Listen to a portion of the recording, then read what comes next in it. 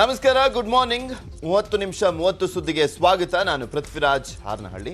30 ನಿಮಿಷ 30 ಸುದ್ದಿಯಲ್ಲಿ ನಿನ್ನೆ ಆಗಿರುವಂತಹ ಬೆಳವಣಿಗೆಗಳು, ಇವತ್ತು ಆಗಬಹುದಾದಂತಹ ಪ್ರಮುಖ ಬೆಳವಣಿಗೆಗಳ ಸುದ್ದಿಗಳನ್ನು ಒಂದೊಂದಾಗಿ ನಿಮ್ಮ ಮುಂದೆ ಇಡ್ತಾ ಹೋಗ್ತೀನಿ, ನೋಡ್ತಾ ಹೋಗೋಣ. ಜಾರಕಿಹೊಳಿ ಸಿಡಿ ದಂಗಲ್ ದೆಹಲಿ ತಲುಪಿದೆ. ಡಿಕೆ ಶಿವಕುಮಾರ್ ವಿರುದ್ಧ ಅಮಿತ್ ಶಾಗೆ ರಮೇಶ್ ಜಾರಕಿಹೊಳಿ ಸಾಕ್ಷ್ಯಗಳನ್ನು ನೀಡಿದ್ದು ಸಿಬಿಐ ತನಿಖೆಗೆ ಕೊಡಬೇಕು ಅಂತ ದೆಹಲಿಯಲ್ಲೇ ಪಟ್ಟನ್ನು ಹಿಡಿದು ಕೂತಿದ್ದಾರೆ. 2 ಬಾರಿ ಅಮಿತ್ ಶಾ ಅವರನ್ನ ಭೇಟಿಯಾಗಿರುವಂತಹ ಜಾರಕಿಹೊಳಿ ಸಿಬಿಐ ತನಿಖೆಗೆ ಒತ್ತಾಯಿಸಿದ್ದಾರೆ. ಸಿಡಿ ವಿಚಾರದಲ್ಲಿ ನನ್ನ ವಿರುದ್ಧ ಷಡ್ಯಂತ್ರ ಮಾಡಲಾಗಿದೆ. ಕೆಪಿಸಿಸಿ ಅಧ್ಯಕ್ಷ ಡಿಕೆ ಶಿವಕುಮಾರ್ ಇದರ ಸೂತ್ರಧಾರರಾಗಿದ್ದು ನನ್ನ ವೈಯಕ್ತಿಕ ಜೀವನವನ್ನು ಹಾಳು ಮಾಡಿದ್ದಾರೆ. ಅಲ್ಲದೆ ಸಿಡಿಗಾಗಿ 40 ಕೋಟಿ ಖರ್ಚು ಮಾಡಿದ್ದಾರೆ. ಪ್ರಕರಣವನ್ನು ಸಿಬಿಐಗೆ ವಹಿಸಿದರೆ ಅವರ ಷಡ್ಯಂತ್ರ ಬಯಲಾಗುತ್ತದೆ ಅಂತ ಅಮಿತ್ ಶಾ ಮುಂದೆ ಅವಲತ್ತುಕೊಂಡಿರುತ್ತಾರೆ. ಆದರೆ ಈ ಬಗ್ಗೆ ಯಾವುದೇ ನನಗೆ ಮಾಹಿತಿ ಇಲ್ಲ ಅಂತಾರೆ ರಾಜ್ಯ ಉಸ್ತುವಾರಿ ಅರುಣ್ ಸಿಂಗ್. ಕೆಂಪೇಗೌಡ ಏರ್ಪೋರ್ಟ್ನಲ್ಲಿ ಅರುಣ್ ಸಿಂಗ್ ಮಾತನಾಡಿದ್ರು. ಕಾಂಗ್ರೆಸ್ ನಾಯಕರು ರಮೇಶ್ ವಿರುದ್ಧ ಕೆಡ್ಡ ತೋಡಿದ್ರು. ಅದೇ ಕೆಡ್ಡಾಗಿ ಈಗ ಕಾಂಗ್ರೆಸ್ ನಾಯಕರೇ ಬೀಳ್ತಾರೆ, ನೋಡ್ತಾ ಇರಿ ಅಂತ ಹೇಳಿದ್ದಾರೆ. ದೆಹಲಿಯಲ್ಲಿ ಸಿಬಿಐಗೆ ತನಿಖೆಗೆ ಪಟ್ಟು ಹಿಡಿದಿರುವಂತಹ ರಮೇಶ್ ಜಾರಕಿಹೊಳಿ ಬೆನ್ನಿಗೆ ರಾಜ್ಯ ಬಿಜೆಪಿ ನಾಯಕರು ನಿಂತಿದ್ದಾರೆ. ಕಾಂಗ್ರೆಸ್ ಪಕ್ಷ ಬ್ಲಾಕ್ ಮೇಲರ್ ಪಕ್ಷ, ಸಿಡಿ ಪಕ್ಷ ಅಂತಾರೆ ಅಂತ ಸಚಿವ ಅಶ್ವಥ್ ನಾರಾಯಣ ಟಾಂಗ್ ಕೊಟ್ಟಿದ್ದಾರೆ. ಸಿಡಿ ಮಾಡೋದ್ರಲ್ಲಿ ಕೆಪಿಸಿಸಿ ಅಧ್ಯಕ್ಷರು ಪರಿಣಿತರು ಅಂತ ಹೇಳಿದ್ರು. ಇವ್ರ ಪಕ್ಷದ ಶಾಸಕ ಬಸನಗೌಡ ಪಾಟೀಲ್ ಯತ್ನಾಳ್ ಅವರೇ ಅವ್ರ ಪಕ್ಷದ ಬಗ್ಗೆ ಹೇಳ್ತಾ ಇದ್ರು. ಈಗ ಅಶ್ವಥ್ ನಾರಾಯಣ ಅವರು ಕಾಂಗ್ರೆಸ್ ಪಕ್ಷದ ಬಗ್ಗೆ ಹೇಳ್ತಿದ್ದಾರೆ. ಜಾರಕಿಹೊಳಿ ಗಟ್ಟಿಯಾಗಿ ಹೇಳ್ತಾ ಇದ್ದಾರೆ, ಒಳ್ಳೆ ನೇರವಾಗಿ, ಬಹಳ ಸ್ಪಷ್ಟವಾಗಿ. ಅದಕ್ಕೆ ಅವರೇನು ಕಾಂಗ್ರೆಸ್ ಪಕ್ಷದವರು ಬೇಕು ಅಂತ ನಮ್ಮ ನಾಯಕರ ಮೇಲೆ ಈ ರೀತಿ ಸಿಡಿ ನಾಯಕ, ಸಿಡಿ ಪಕ್ಷ ಅಂತ ಆಪಾದನೆ ಮಾಡ್ತಿದ್ದಾರೆ. ಬೇಕು ಅಂತಾನೆ ಇವನ್ನ ಟಾರ್ಗೆಟ್ ಮಾಡ್ತಿದ್ದಾರೆ. ಬೇಕು ಅಂತಾನೆ ಸಿಬಿಐಗೆ ತನಿಖೆ ಮಾಡಲಿಕ್ಕೆ ಬಯಸ್ತಾ ಇದ್ದಾರೆ. ಈ ರೀತಿ ನಮ್ಮ ನಾಯಕರನ್ನು ಬಲಿಯಾಗಬೇಕು ಅಂತ ಮಾಡಿದ್ದಾರೆ ಅಂತ ಅದಕ್ಕೂ ಆತಂಕ ವ್ಯಕ್ತಪಡಿಸ್ತಾರೆ. ಹೌದಲ್ವಾ? ಮಾಡಲಿ, ಬನ್ನಿ ಅಂತ ಹೇಳ್ಬೇಕು ತಾನೆ. ಹೇಳಿದ್ರ ಬೇಕು ಅಂತ ನಮ್ಮ ಲೀಡರ್ನ ಸಿಕ್ಕಾಕಿಸ್ಬೇಕು. ಈ ವಿಚಾರದಲ್ಲಿ ಕಾಂಗ್ರೆಸ್ನಲ್ಲಿ ಡಿಕೆಶಿ ಏಕಾಂಗಿಯಾಗಿದ್ದಾರೆ. ಯಾರೊಬ್ಬರು ಡಿಕೆಶಿ ಪರ ಸಮರ್ಥನೆಗೆ ನಿಲ್ತಿಲ್ಲ. ಈ ಬಗ್ಗೆ ಮಾತನಾಡಿರುವಂತ ಡಿಕೆಶಿ ಇದೊಂದು ರಬ್ಬಿಶ್ ಅಂತ ಹೇಳಿದ್ರು. I am telling you, we are no way connected to it. All rubbish, all garbage. We are no way connected to it. All rubbish, all garbage. ವಿಧಾನಸಭೆ ಚುನಾವಣೆ ಹತ್ತಿರವಾಗ್ತಾ ಇದ್ದಂತೆ ರಾಜ್ಯ ಬಿಜೆಪಿಯಲ್ಲಿ ರಾಜಕೀಯ ಬೆಳವಣಿಗೆಗಳು ಗರಿಗೆದರಿವೆ. ರಣತಂತ್ರಗಳನ್ನು ರೂಪಿಸಿ ಕಾಂಗ್ರೆಸ್ಗೆ ಟಕ್ಕರನ್ನು ಕೊಡಲಿಕ್ಕೆ ಮುಂದಾಗಿದೆ. ಗುಜರಾತ್ ಮಾದರಿಯಲ್ಲಿ ಸಮಾವೇಶ ಹಾಗೂ ಯಾತ್ರೆಗಳನ್ನು ಮಾಡಲಿಕ್ಕೆ ನಿರ್ಧಾರ ಮಾಡಲಾಗಿದೆ. ಈ ಮೂಲಕ ಚುನಾವಣೆಗೆ ಬಿಜೆಪಿ ಸಜ್ಜುಗೊಳ್ತಾ ಇದೆ. ಇದಕ್ಕೆ ಪೂರಕವೆಂಬಂತೆ ಮಲ್ಲೇಶ್ವರಂ ಕಚೇರಿಯಲ್ಲಿ ರಾಜ್ಯ ಬಿಜೆಪಿ ಕೋರ್ ಕಮಿಟಿ ಸಭೆ ನಡೆದಿದ್ದು, ಸಭೆಯಲ್ಲಿ ರಥಯಾತ್ರೆ ಮಾದರಿಯಲ್ಲಿ ವಿಜಯ ಸಂಕಲ್ಪ ಯಾತ್ರೆಯನ್ನು ನಡೆಸಲಿಕ್ಕೆ ತೀರ್ಮಾನಿಸಲಾಗಿದೆ. ಅಲ್ಲದೆ ದಾವಣಗೆರೆಯಲ್ಲಿ ನಡೆದಿದ್ದಂಥ ಸಿದ್ದರಾಮೋತ್ಸವಕ್ಕೆ ಕೌಂಟರ್ ಅನ್ನು ನೀಡಲಿಕ್ಕೆ ದಾವಣಗೆರೆಯಲ್ಲೇ ಕೇಸರಿ ಮಹಾಸಂಗಮ ಸಮಾವೇಶ ಮಾಡಲಿಕ್ಕೆ ನಿರ್ಧರಿಸಲಾಗಿದೆ. ಮಾರ್ಚ್ 3ನೇ ವಾರದಲ್ಲಿ ಈ ಸಮಾವೇಶ ನಡೆಸಲಿಕ್ಕೆ ತೀರ್ಮಾನಿಸಲಾಗಿದೆ. ರಾಜ್ಯದ 4 ಭಾಗಗಳಿಂದ ಬಂದು ದಾವಣಗೆರೆಯಲ್ಲಿ ರಥಯಾತ್ರೆ ಅಂತ್ಯವಾಗಲಿದೆ. 4 ತಂಡಗಳ ಯಾತ್ರೆ ಬಳಿಕ ದಾವಣಗೆರೆಯಲ್ಲಿ ಮಹಾಸಂಗಮ ಸಮಾವೇಶ ನಡೆಯಲಿದೆ. ಈ ಮಹಾಸಂಗಮ ಸಮಾವೇಶದಲ್ಲಿ ಹೈಕಮಾಂಡ್ ನಾಯಕರು ಪಾಲ್ಗೊಳ್ಳಲಿದ್ದಾರೆ. ಉತ್ತರ ಪ್ರದೇಶದಲ್ಲಿ ಮತ್ತು ಗುಜರಾತ್ನಲ್ಲಿ ನಮಗೆ ಯಶಸ್ಸನ್ನು ತಂದುಕೊಡ್ತು. ಅದೇ ಪ್ರಯೋಗವನ್ನು ನಾವು ಕರ್ನಾಟಕದಲ್ಲಿ ಮಾಡೋರಿದ್ದೇವೆ.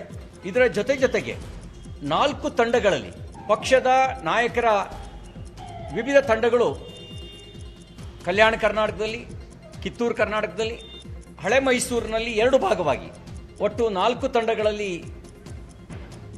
ಯಾತ್ರೆಯ ಯೋಜನೆಯನ್ನು ತಯಾರಿಸಿದ್ದೇವೆ. ಬಹುತೇಕ ಫೆಬ್ರವರಿ 5ರಂದು ಬೆಂಗಳೂರಿನಲ್ಲಿ ಪ್ರಧಾನಮಂತ್ರಿ ನರೇಂದ್ರ ಮೋದಿ ಕಾರ್ಯಕ್ರಮ ನಿಗದಿಯಾಗಿದೆ. ಅಂತಾರಾಷ್ಟ್ರೀಯ ವಸ್ತು ಪ್ರದರ್ಶನ ಕೇಂದ್ರದಲ್ಲಿ ಇಂಡಿಯಾ ಎನರ್ಜಿ ವೀಕ್ ಕಾರ್ಯಕ್ರಮ ಆಯೋಜನೆ ಆಗಿದ್ದು, ಫೆಬ್ರವರಿ 5ರಿಂದ 8ರವರೆಗೂ ಕೂಡ 3 ದಿನ ಕಾರ್ಯಕ್ರಮ ನಡೆಯಲಿದೆ. ಕಾರ್ಯಕ್ರಮಕ್ಕೆ ದೇಶ ವಿದೇಶದಿಂದ ಗಣ್ಯರು ಆಗಮಿಸಲಿದ್ದು, ಕಾರ್ಯಕ್ರಮವನ್ನು ಪ್ರಧಾನಿ ಮೋದಿ ಉದ್ಘಾಟನೆ ಮಾಡಲಿದ್ದಾರೆ.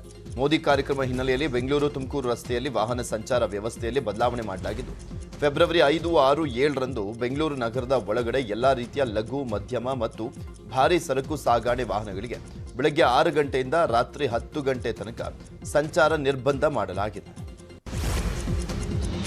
ಕೋಲಾರದ ಮುಳುಬಾಗಿಲಿನಲ್ಲಿ ಕಾಂಗ್ರೆಸ್ನ ಪ್ರಜಾಧ್ವನಿ ಸಮಾವೇಶ ನಡೆಯಿತು. ಕೊರೋನಾಗೆ ರೈತರು ಸತ್ತರೂ ಕೂಡ ಸರ್ಕಾರ ಪರಿಹಾರ ಕೊಟ್ಟಿಲ್ಲ. ರೈತರ ಆದಾಯ ಡಬಲ್ ಮಾಡಲಿಲ್ಲ. ರಾಜ್ಯದಲ್ಲಿ ಆಪರೇಷನ್ ಬಿಜೆಪಿ ಸರ್ಕಾರ ಇದೆ. ಜೆಡಿಎಸ್ಗೆ ನಾವು ಬೆಂಬಲ ಕೊಟ್ಟಿದ್ರು, ಸಮ್ಮಿಶ್ರ ಸರ್ಕಾರ ಉಳಿಸಿಕೊಳ್ಳಲಿಕ್ಕೆ ಆಗಲಿಲ್ಲ. 2023ಕ್ಕೆ ಅಧಿಕಾರಕ್ಕೆ ಬರದಿದ್ರೆ ಪಕ್ಷ ವಿಸರ್ಜನೆ ಮಾಡೋದಾಗಿ ಎಚ್ಡಿಕೆ ಹೇಳಿದ್ದಾರೆ. ಪಾಪ ಅವರು ವಿಸರ್ಜನೆ ಮಾಡೋದು ಬೇಡ ಅಂತ ಡಿಕೆಶಿ ಮನವಿ ಮಾಡಿದರು. ಬೀದರ್ನ ಬಾಲ್ಕಿಯಲ್ಲಿ ಪ್ರಜಾಧ್ವನಿ ಯಾತ್ರೆ ಕಾರ್ಯಕ್ರಮ ಹಮ್ಮಿಕೊಂಡಿದ್ದು BKIT ಕಾಲೇಜು ಆವರಣದಲ್ಲಿ ಬೃಹತ್ ಸಮಾವೇಶ ಮಾಡಲಾಯಿತು. ತೆರೆದ ಬಸ್ನಲ್ಲಿ ಮಾಜಿ ಸಿಎಂ ಸಿದ್ದರಾಮಯ್ಯ ಆಗಮಿಸಿದರು. ಸಿದ್ದರಾಮಯ್ಯಗೆ BR ಪಾಟೀಲ್, ಅಜಯ್ ಸಿಂಗ್, ಕೆಪಿಸಿಸಿ ಕಾರ್ಯಾಧ್ಯಕ್ಷ ಈಶ್ವರ್ ಖಂಡ್ರೆ ಸಾಥ್ ಕೊಟ್ಟರು. ಈ ವೇಳೆ ಮಾತನಾಡಿದಂಥ ಸಿದ್ದರಾಮಯ್ಯ ಜೆಡಿಎಸ್ ಹಾಗೂ ಬಿಜೆಪಿ ವಿರುದ್ಧ ವಾಗ್ದಾಳಿಯನ್ನು ಮಾಡಿದರು.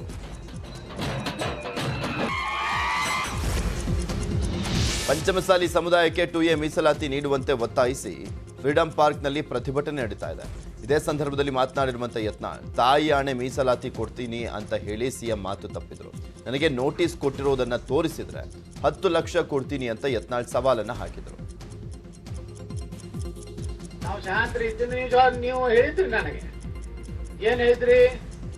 ಎಲ್ಲ ನಾನು ತಾಯಿ ಆಣೆ ಮಾಡಿದ್ದೀನಿ, ನಾನು ನಿಮ್ಗೆ ಕೊಡ್ತೀನಿ. ನೀವು ತಾಯಿ ಆಣೆ ಮಾಡಿದ್ಮೇಲೆ ಅದು ಮಾತು ನಿಂತು ನಾ ಸಂಜೆ ಮುಂದೆ ಬೆಳಗಾವದಲ್ಲಿ ನಿಂತ ಮ್ಯಾಗೆ ಯಾರೂ ಜವಾಬ್ದಾರಿ ತಗೊಳ್ಳಿಲ್ಲ. ಬಂದು ಎಲ್ಲ ಮಂತ್ರಿಗಳು ಇದ್ದಾವೆ, ನಮ್ಮ ಸಮಾಜದವ್ರು ಇದ್ದಾವೆ, ಬಂದು ನೀವು ಹೇಳ್ರಿ ಅಂದ್ರೆ ಇಲ್ಲ ನಾವೆಲ್ಲ ನೀವೆಲ್ಲ ಹೈಕಮಾಂಡ್ ನಮಗೆ ಯಾರೂ ಜವಾಬ್ದಾರಿ ತಗೋಬಾರ್ದು ಸರ್ಕಾರ ವತಿಯಿಂದ. ನೋಡಿರಿ ಇವತ್ತು ಬಹಳ ಚರ್ಚೆ ಈ ರಾಜ್ಯದ. ಯತ್ನಾಳಿಗೆ ನೋಟಿಸ್ ಕೊಟ್ಟಾರೆ, ಶೀಘ್ರದಲ್ಲಿ ಕಠಿಣ ಕ್ರಮ. ಚಂಡಾಮಂಡಲವಾದ ಹೈಕಮಾಂಡು ಹಂಗಾಗಿದೆ ಹಿಂಗಾಗಿದೆ, ಹೊಡೆದ ನಮ್ಮಲ್ಲೇ ಬ್ರೇಕಿಂಗ್. ಮತ್ತಾರಿಗೂ ಗುರ್ತಿಲ್ಲಾರ್ದು ಹೋಗಿ ಅಮಿತ್ ಶಾ ಅವ್ರ ಮನ್ಯಾಗ ಹೋಗಿ ಅವ್ರ ಮೆದುಳದಾಗ ಹೋಗಿ ತಕೊಂಡು ಬಂದಂಗೆ ಹೇಳ್ತಾರೆ. ಹಾಸನ ಜಿಲ್ಲೆಯ 7 ಕ್ಷೇತ್ರಗಳ ಜೆಡಿಎಸ್ ಅಭ್ಯರ್ಥಿಗಳ ಪಟ್ಟಿ ಬಿಡುಗಡೆ ಬಗ್ಗೆ ಜೆಡಿಎಸ್ ನಾಯಕರಲ್ಲೇ ಗೊಂದಲ ಇದ್ದಿದೆ. ಈ ಎಲ್ಲ ಗೊಂದಲಗಳಿಗೆ ಅರಸೀಕೆರೆಯಲ್ಲಿ ಕುಮಾರಸ್ವಾಮಿ ಸ್ಪಷ್ಟನೆಯನ್ನು ಕೊಟ್ಟಿದ್ದಾರೆ.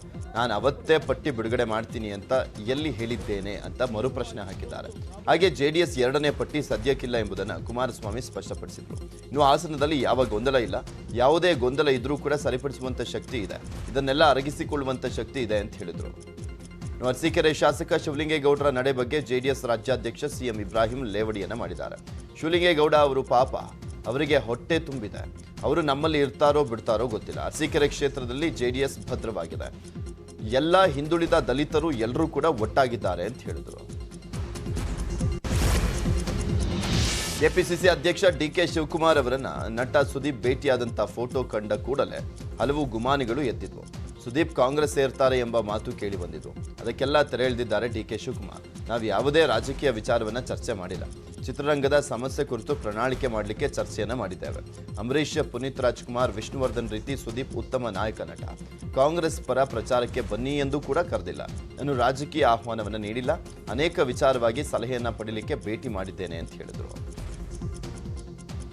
ಅವರು ತೀರ್ಕೊಂಡ ಮೇಲೆ, ವಿಷ್ಣುವರ್ಧನ್ ತೀರ್ಕೊಂಡ ಮೇಲೆ, ನಮ್ಮ ಪುನೀತ್ ರಾಜ್ಕುಮಾರ್ ತೀರ್ಕೊಂಡ ಮೇಲೆ ಅವರೆಲ್ಲ ಒಬ್ಬ ಭಾಳ ಪ್ರಮುಖವಾದಂಥ ಒಬ್ಬ ನಾಯಕ ನಟ, ಒಬ್ಬ ಸ್ನೇಹಿತ.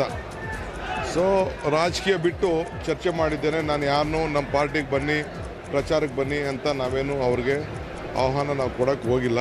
ಅವರು ಮೊದಲಿಂದ ಕೂಡ ನಮ್ಮದೆಲ್ಲ ಖಾಸಗಿ ಕಾರ್ಯಕ್ರಮಗಳಿಗೆ ಎಲ್ಲ ಕೂಡ ಬರ್ತಾರೆ. ಒಬ್ಬ ಸ್ನೇಹಿತರವರು, ಎಲ್ಲ ಪಾರ್ಟಿಲೂ ಅವ್ರಿಗೆ. ಈ ಮಧ್ಯೆ ಆರೋಗ್ಯ ಸಚಿವ ಸುಧಾಕರ್ ಕೂಡ ಸುದೀಪ್ ಕಾಂಗ್ರೆಸ್ ಪಕ್ಷ ಸೇರೋದಿಲ್ಲ ಅಂತ ಹೇಳಿದ್ದಾರೆ. ಸುದೀಪ್ ಒಳ್ಳೆಯ ನಟ, ಯಾವುದೇ ಪಕ್ಷಕ್ಕೆ ಬಂದರೂ ಆ ಪಕ್ಷಕ್ಕೆ ಲಾಭ ಆಗಲಿದೆ ಅಂತ ಹೇಳಿದರು. ಬಿಜೆಪಿಗೆ ಆಹ್ವಾನ ಕೊಟ್ಟಿದ್ರಾ ಎಂಬ ಪ್ರಶ್ನೆಗೆ ಅದನ್ನೆಲ್ಲ ಹೇಳೋಕ್ಕಾಗಲ್ಲ ಅಂತ ಹೇಳಿದರು ಸುಧಾಕರ. ಸುದೀಪ್ ಅವರು ಕಾಂಗ್ರೆಸ್ ಪಕ್ಷಕ್ಕೆ ಸೇರೋದಿಲ್ಲ, ನೋಡೋಣ. ಅವರು ಒಂದು ಭಾಳ ನಮ್ಮಲ್ಲಿ ಅತ್ಯಂತ ಒಳ್ಳೆಯ ನಟರು, ಪ್ರಖ್ಯಾತಿಯ ನಟರು. ಅವರು, ದರ್ಶನ್ ಅವರು, ಇವರೆಲ್ಲ ಕೂಡ ನೋಡೋಣ. ಮುಂದಿನ ದಿನಗಳಲ್ಲಿ ನಾವು ಕೂಡ ಅಂಥವರು ಯಾವುದೇ ಪಕ್ಷಕ್ಕೆ ಬಂದರೆ ಖಂಡಿತವಾಗಿಯೂ ಲಾಭ ಆಗ್ತದೆ, ನೋಡೋಣ. ಶಿವಮೊಗ್ಗದ ಭದ್ರಾವತಿಯಲ್ಲಿ ಜೆಡಿಎಸ್ನಿಂದ ಪ್ರತಿಭಟನಾ ಸಭೆ ಆಯೋಜಿಸಲಾಗಿತ್ತು. VISL ಗುತ್ತಿಗೆ ಕಾರ್ಮಿಕರ ಪ್ರತಿಭಟನೆಗೆ ಬೆಂಬಲ ವ್ಯಕ್ತಪಡಿಸಿ ಪ್ರತಿಭಟನಾ ಸಭೆ ಆಯೋಜನೆ ಮಾಡಲಾಗಿತ್ತು. VISL ಉಳಿವಿಗಾಗಿ ಕಳೆದ 15 ದಿನಗಳಿಂದ ಗುತ್ತಿಗೆ ಕಾರ್ಮಿಕರು ಪ್ರತಿಭಟನೆಯನ್ನು ಮಾಡುತ್ತಿದ್ದಾರೆ. ಕೇಂದ್ರ ಸರ್ಕಾರ VISL ಮುಚ್ಚುವ ನಿರ್ಧಾರ ಖಂಡಿಸಿ ಪ್ರತಿಭಟನೆ ಮಾಡ್ತಾ ಇದ್ದು, ಮಾಜಿ ಸಿಎಂ HD ಕುಮಾರಸ್ವಾಮಿ, ಜೆಡಿಎಸ್ ರಾಜ್ಯಾಧ್ಯಕ್ಷ ಸಿಎಂ ಇಬ್ರಾಹಿಂ, MLC ಬೋಜೇಗೌಡ ಪ್ರತಿಭಟನೆಗೆ ಸಾಥ್ ಕೊಟ್ಟರು. ಕಾರ್ಮಿಕರು ಬಾಗಲಕೋಟೆ ಜಿಲ್ಲೆ ಜಮಖಂಡಿಯಲ್ಲಿ ಕೋಡಿಮಠದ ಶ್ರೀಗಳು ಭವಿಷ್ಯವನ್ನು ನುಡಿದಿದ್ದಾರೆ. ಯುಗಾದಿ ನಂತರ ಪ್ರಕೃತಿ ವಿಕೋಪ ಆಗುತ್ತೆ, ರಾಜಕೀಯ ಅಸ್ಥಿರತೆ ಇದೆ, ಯಾವ ಪಕ್ಷವೂ ಕೂಡಿ ಹೋಗೋದು ಕಷ್ಟ, ಚುನಾವಣೆವರೆಗೂ ಕೂಡ ಏನು ಹೇಳೋಕೆ ಆಗೋದಿಲ್ಲ, ಎಲ್ಲ ಡಿವೈಡ್ ಆಗುವ ಲಕ್ಷಣ ಇದೆ, ಆದರೂ ಒಂದು ಪಕ್ಷ ಅಧಿಕಾರಕ್ಕೆ ಬರ್ತದೆ ಅಂತ ಶ್ರೀಗಳು ಭವಿಷ್ಯವನ್ನು ನುಡಿದರು.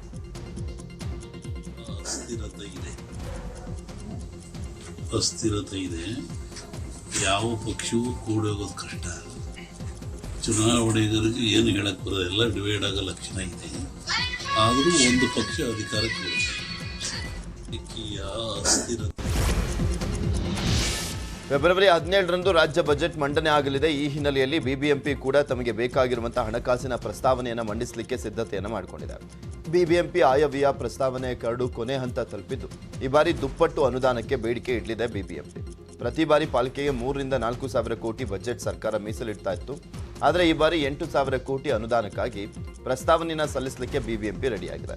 198 ಇದ್ದ ವಾರ್ಡ್ಗಳ ಸಂಖ್ಯೆ ಲಿಮಿಟ್ ಮಾಡುವ ಮೂಲಕ 243ಕ್ಕೆ ಏರಿಸಲಾಗಿದೆ. ಹೀಗಾಗಿ ಇದಕ್ಕೆ ಸಂಬಂಧಪಟ್ಟಂತ ಖರ್ಚು ವೆಚ್ಚಗಳಿಗೆ ಪಾಲಿಕೆಗೆ ಹೆಚ್ಚುವರಿಯಾಗಿ 106 ಕೋಟಿ ಮೀಸಲಿಡಲೇಬೇಕಾಗಿದೆ. ಕರ್ನಾಟಕದ ರೈಲ್ವೆ ಯೋಜನೆಗಳಿಗೆ ಈ ಸಾಲಿನ ಕೇಂದ್ರ ಬಜೆಟ್ನಲ್ಲಿ 7,561 ಕೋಟಿ ಅನುದಾನ ಮೀಸಲಿಡಲಾಗಿದೆ.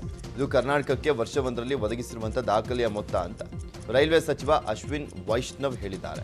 ಕರ್ನಾಟಕದಲ್ಲಿ ಹೊಸ ಮಾರ್ಗಗಳ ನಿರ್ಮಾಣ, ದ್ವಿಪಥ ಗೇಜ್ ಪರಿವರ್ತನೆ ಸೇರಿದಂತೆ ವಿವಿಧ ಮೂಲಸೌಕರ್ಯ ಕಾಮಗಾರಿಗಳಿಗೆ ಒದಗಿಸಲಾಗ್ತಾ ಇರುವಂತಹ ಹಣ ವರ್ಷದಿಂದ ವರ್ಷಕ್ಕೆ ಹೆಚ್ಚಾಗ್ತಾ ಇದೆ. ಕರ್ನಾಟಕದಲ್ಲಿ 49,336 ಕೋಟಿ ವೆಚ್ಚದ 4,330 ಕಿಲೋಮೀಟರ್ ಕಾಮಗಾರಿಗಳು ವಿವಿಧ ಹಂತದಲ್ಲಿವೆ.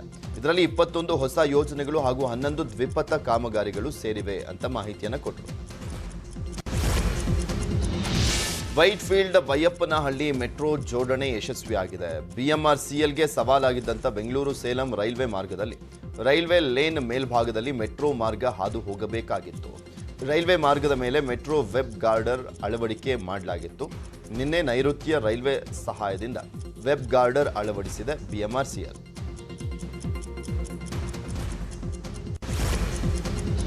ಮಂಗಳೂರಿನಲ್ಲಿ ಹಾಡಹಗಲೇ ಚೂರಿ ಇರಿತ ಆಗಿದೆ. ನಗರದ ಹಂಪನಕಟ್ಟೆಯ ಮಂಗಳೂರು ಜ್ಯುವೆಲರ್ಸ್ ಮಳಿಗೆಯಲ್ಲಿ ಚೂರಿ ಇರಿತವಾಗಿದೆ.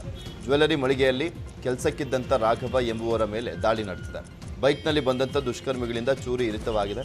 ಗಂಭೀರವಾಗಿ ಗಾಯಗೊಂಡಿದ್ದಂಥ ರಾಘವ ಆಸ್ಪತ್ರೆ ಮಾರ್ಗ ಮಧ್ಯೆ ಸಾವನ್ನಪ್ಪಿದ್ದಾರೆ.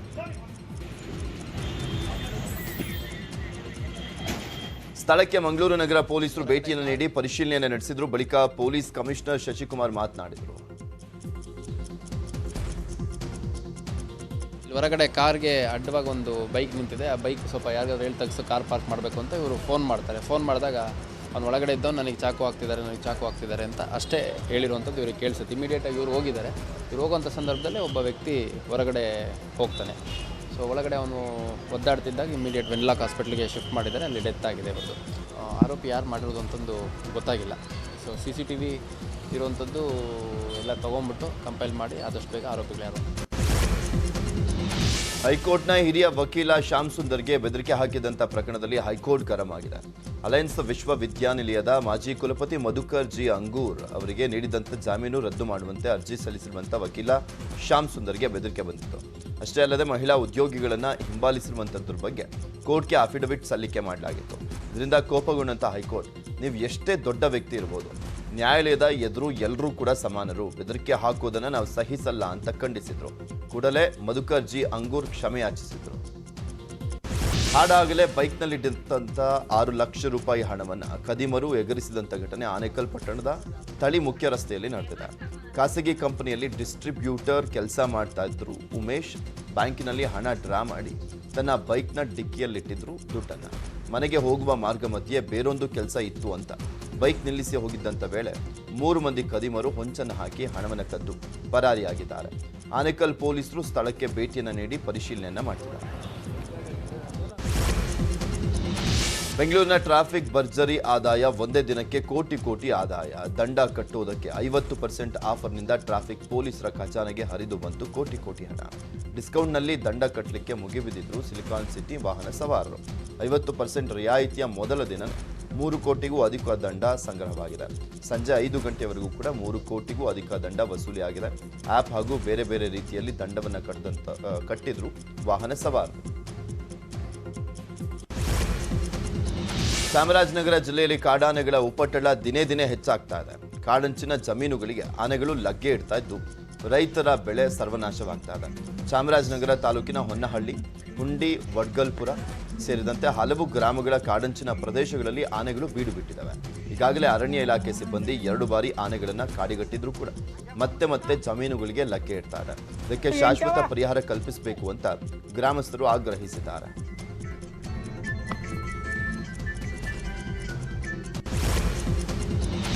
ಹಾಸನ ಜಿಲ್ಲೆಯಲ್ಲಿ ಕಾಡಾನೆಗಳ ದಾಂಧಲೆ ಮುಂದುವರೆದಿದೆ. ಸಕಲೇಶಪುರ ತಾಲೂಕಿನ ಕಿರಿಹಳ್ಳಿ ಗ್ರಾಮದಲ್ಲಿ ರಸ್ತೆಯಲ್ಲಿ ಹೋಗ್ತಾ ಇದ್ದಂಥ ಮರಿ ಆನೆಗಳ ಜೊತೆ ತಾಯಿ ಆನೆ ಸಾಕ್ತಾ ಇತ್ತು. ಇದನ್ನ ಯುವಕನೋರ್ವ ವಿಡಿಯೋವನ್ನ ಮಾಡ್ತಾ ಇದ್ದ. ಇದರಿಂದ ರೊಚ್ಚಿಗೆದ್ದಂಥ ತಾಯಿ ಆನೆ ಯುವಕನನ್ನ ಅಟ್ಟಾಡಿಸ್ಕೊಂಡು ಹೋಗಿದೆ. ಆ ಯುವಕನ ಅದೃಷ್ಟ ಚೆನ್ನಾಗಿತ್ತು ಅನ್ಸುತ್ತೆ, ಬಚಾವಾಗಿದ್ದಾರೆ. ಆನೆಗಳ ಉಪಟಳ ಹೆಚ್ಚಾಗ್ತಾ ಇದ್ದು ನಮಗೆ ರಕ್ಷಣೆ ಬೇಕು ಅಂತ ಹೇಳ್ತಾ ಇದ್ದಾರೆ ಸುತ್ತಮುತ್ತಲಿನ ಗ್ರಾಮಸ್ಥರು.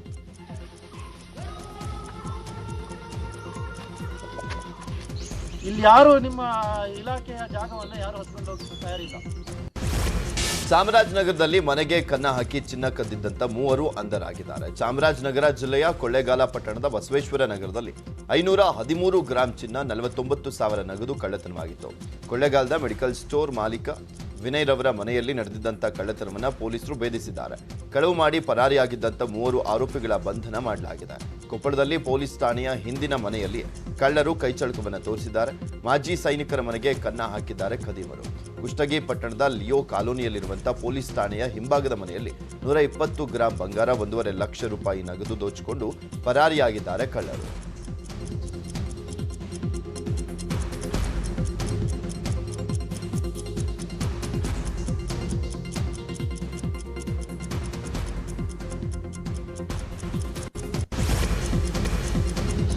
ಪ್ರಧಾನಿ ನರೇಂದ್ರ ಮೋದಿ ಕನಸಿನ ವಂದೇ ಭಾರತ್ ಮೆಟ್ರೋ ಬೆಂಗಳೂರಲ್ಲೇ ಲೋಕಾರ್ಪಣೆ ಆಗುವಂತ ಸಾಧ್ಯತೆ ಇದೆ. ಕೇಂದ್ರದ ಸೂಚನೆ ಮೇರೆಗೆ ವಂದೇ ಭಾರತ್ ಮೆಟ್ರೋ ನಿರ್ವಹಣೆ ಹಾಗೂ ಬ್ಯಾಕ್ಅಪ್ಗೆ ಬೇಕಿರುವಂಥ ಸಿದ್ಧತೆಯನ್ನು ಈಗಾಗಲೇ ಆರಂಭಿಸಲಾಗಿದೆ. ಇದರ ಬಗ್ಗೆ ಮಾಹಿತಿ ನೀಡಿರುವಂಥ ರೈಲ್ವೆ ಅಧಿಕಾರಿಗಳು ಈಗ ವಂದೇ ಭಾರತ್ ಮೆಟ್ರೋ ಮೈಂಟೈನ್ ಮಾಡಲಿಕ್ಕೆ ಬೇಕಾಗಿರುವಂಥ ರಿಸೋರ್ಸ್ ಕ್ರಿಯೇಟ್ ಮಾಡ್ತಾ ಇದ್ದೇವೆ. ಕೇಂದ್ರದ ಸೂಚನೆ ಮೇರೆಗೆ ಈ ಕೆಲಸ ಸಮರೋಪಾದಿಯಲ್ಲಿ ನಡೀತಾ ಇದೆ ಅಂತ ಮಾಹಿತಿಯನ್ನು ಕೊಟ್ಟರು.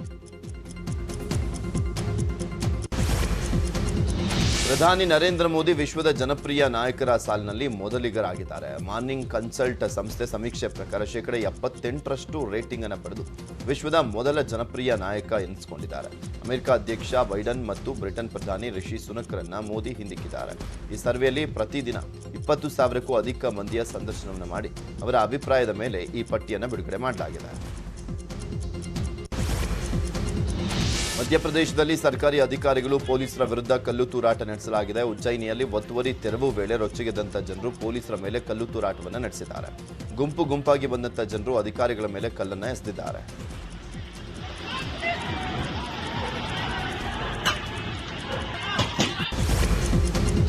ಕೇರಳ ಹಾಗೂ ಪಂಜಾಬ್ನಲ್ಲಿ ಪೆಟ್ರೋಲ್ ಡೀಸೆಲ್ ಬೆಲೆ ಹೆಚ್ಚಿಸಲಾಗಿದೆ. ಸೆಸ್ ವಿಧಿಸಿದ ಪರಿಣಾಮ ಕೇರಳದಲ್ಲಿ ಡೀಸೆಲ್ ಪೆಟ್ರೋಲ್ ಬೆಲೆ ಲೀಟರ್ಗೆ ತಲಾ 2 ರೂಪಾಯಿ ಹೆಚ್ಚಳ ಆಗಿದೆ. ಪಂಜಾಬ್ನಲ್ಲಿ ಪೆಟ್ರೋಲ್ ಡೀಸೆಲ್ ಬೆಲೆ 90 ಪೈಸೆ ಏರಿಕೆಯಾಗಿದೆ. ಎರಡೂ ರಾಜ್ಯಗಳಲ್ಲಿ ಹೆಚ್ಚುವರಿ ಆದಾಯ ಕ್ರೋಢೀಕರಿಸುವಂತ ಉದ್ದೇಶದಿಂದ ಬೆಲೆ ಹೆಚ್ಚಳ ಮಾಡಲಾಗಿದೆ. ಉತ್ತರಾಖಂಡ್ನ ಜೋಶಿಮಠ ಹಾಗೂ ಕರ್ಣಪ್ರಯಾಗ್ನ ಮಾದರಿಯಲ್ಲೇ ಜಮ್ಮು ಕಾಶ್ಮೀರದ ದೋಡಾ ಜಿಲ್ಲೆಯಲ್ಲೂ ಕೂಡ ಕುಸಿತ ಕಾಣಿಸಿಕೊಂಡಿದೆ. ದೋಡಾದ 20 ಮನೆಗಳಲ್ಲಿ ಬಿರುಕು ಕಾಣಿಸಿಕೊಂಡಿದೆ.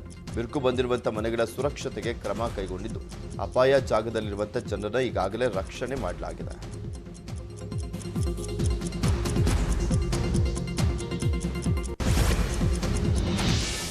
ಊರ ಜಾತ್ರೆ ಹಬ್ಬಗಳಲ್ಲಿ ಹೋರಿ ಬೆದರಿಸುವಂತ ಓಡಿಸುವಂತ ಸ್ಪರ್ಧೆಯನ್ನು ನೋಡಿದ್ದಾರೆ. ಆದರೆ ಹಾವೇರಿ ಜಿಲ್ಲೆಯ ರಾಣೆಬೆನ್ನೂರು ತಾಲೂಕಿನ ಸೋಮಲಾಪುರ ಗ್ರಾಮದಲ್ಲಿ ವಿಶಿಷ್ಟ ಆಚರಣೆಯೊಂದು ನಡೆದಿದೆ. ಹೊನಕೇರಿ ಮಲ್ಲಯ್ಯನ ಜಾತ್ರೆಯಲ್ಲಿ ದೇವರಿಗಾಗಿ ಬೆಲ್ಲದ ಬಂಡಿ ಓಡಿಸುವ ಆಚರಣೆ ಮಾಡುವ ಮೂಲಕ ಸಾವಿರಾರು ಭಕ್ತರು ವಿಶೇಷ ಹರಕೆಯನ್ನು ಸಲ್ಲಿಸಿದ್ದಾರೆ.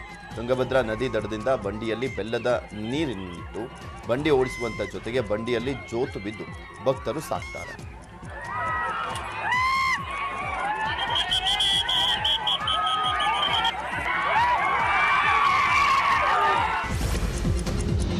ಎರಡು ವರ್ಷಗಳ ಹಿಂದೆ ನಡೆದಂಥ ಭೀಕರ ಅಪಘಾತದಲ್ಲಿ ನಟಿ ರಿಷಿಕಾ ಸಿಂಗ್ ಬೆನ್ನು ಮೂಳೆಗೆ ಬಲವಾಗಿ ಪೆಟ್ಟಾಗಿತ್ತು. ಮಾವಳ್ಳಿಪುರ ಸಮೀಪದಲ್ಲಿ ನಡೆದಂಥ ತೀವ್ರ ಅಪಘಾತದಲ್ಲಿ ಕಾರು ನಜ್ಜುಗುಜ್ಜಾಗಿತ್ತು. ರಿಷಿಕಾ 2 ಕಾಲುಗಳ ಸ್ವಾಧೀನವನ್ನು ಕಳೆದುಕೊಂಡಿದ್ರು. ಆದರೆ ಇದೀಗ 2 ಕಾಲುಗಳ ಆಶ್ರಯವನ್ನು ಪಡೆದುಕೊಂಡು ನಡೆದಾಡುವಷ್ಟು ಚೇತರಿಕೆಯನ್ನು ಕಂಡಿದ್ದಾರೆ. ಅಪಘಾತ ನಡೆದಾಗ ನಾನು ಕಾರನ್ನು ಓಡಿಸ್ತಾ ಇರಲಿಲ್ಲ ಅಂತ ರಿಷಿಕಾ ಹೇಳಿದ್ದಾರೆ. Sure in future also because ನಾನು ಅಷ್ಟು ಕಾರೇ ನಾನು ಜೋರಾಗಿ ಹೋಗೋದೇ ಇಲ್ಲ, ಕಂಟ್ರೋಲಲ್ಲಿರುತ್ತೆ ನನಗೆ. And I have driven like many off roading events and all that. So I am proper driver. Anyway, so ಅವನ್ನ ಕರ್ಕೊಂಡು ನಾವು ಹೊರಟಾಗ ಅವನು ಸ್ವಲ್ಪ ನಿದ್ದೆಯಲ್ಲಿದ್ದ ಆ್ಯಂಡ್ ನಾನು ಬೇರೆ ಮಲಗಿದ್ದೆ, ಸೀಟ್ ಬೆಲ್ಟ್ ಹಾಕ್ಕೊಂಡಿರಲಿಲ್ಲ. ಇವಳು ಏನೋ ಫೋನಲ್ಲಿದ್ಲು. ಸಡನ್ಲಿ ಅವನ ನಿದ್ದೆಯಲ್ಲಿ it's an automatic car. So ಅವನಿಗೆ ಆಟೋಮ್ಯಾಟಿಕ್ ಓಡಿಸಿ ಅಭ್ಯಾಸ ಇಲ್ಲ, ಅದು ನಂಗೆ ಗೊತ್ತಿರಲಿಲ್ಲ. ಸೊ ಅವನು ಓಡಿಸೋದು ಮ್ಯಾನ್ಯುಲು. ಸೊ ಮ್ಯಾನ್ಯುಲಲ್ಲಿ ಆಟೋಮ್ಯಾಟಿಕಲ್ಲಿ ಏನಂದರೆ ನಿಮ್ಮ ಲೆಫ್ಟ್ ಲೆಗ್ಗು ಸುಮ್ಮನೆ ಇರಬೇಕು, ಅದು ಟಚ್ ಮಾಡೋಂಗಿಲ್ಲ ಎರಡೂ. ಸೊ ಇವನೇನು ಮಾಡಿದ್ದಾನೆ, ಲೆಫ್ಟ್ ಲೆಗ್ಗಲ್ಲಿ ಕ್ಲಚ್ ಆದ್ಮಿ ಎಕ್ಸ್ಲೇಟ್ರ್ ಅದನ್ನು ಬಿಟ್ಟಿದ್ದಾನೆ, ಲೈಕ್ ಅ ನಾರ್ಮಲ್ ಇದು ಏನೋ ಮ್ಯಾನ್ಯುವಲ್ ಕಾರ್ ಥರ. ಸೊ ಅದೇನಾಗಿದೆ, ಫುಲ್ ಇದನ್ನು ಅದು ಒಂದ್ಸಲಿ ಬ್ರೇಕ್ ಅಂದ್ಬಿಟ್ಟು ನಂದಮುರಿ ಕಲ್ಯಾಣ್ ರಾಮ್